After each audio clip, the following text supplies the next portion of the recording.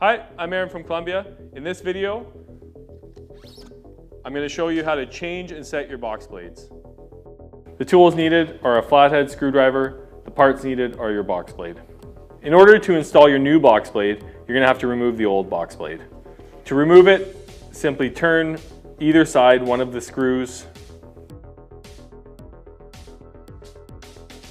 forward. It'll advance the blade out of the slot. You can use your screwdriver to pop it out. There is a little tension in there holding it in.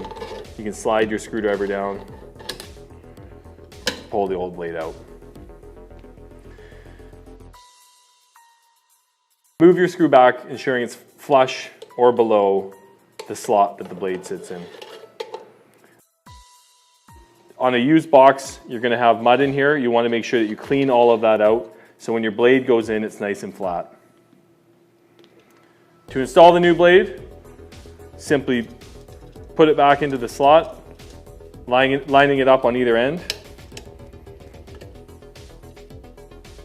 It is a bit of a tight fit.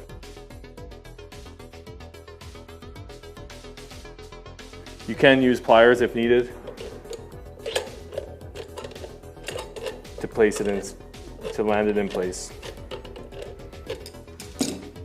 Once you've changed your box blade, your ideal setting is just a fingernail click above your shoe.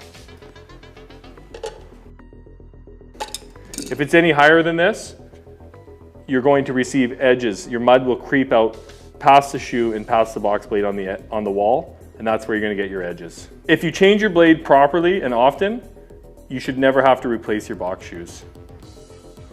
Thank you for watching today's repair video. For more instructional videos, please go to columbiatools.com.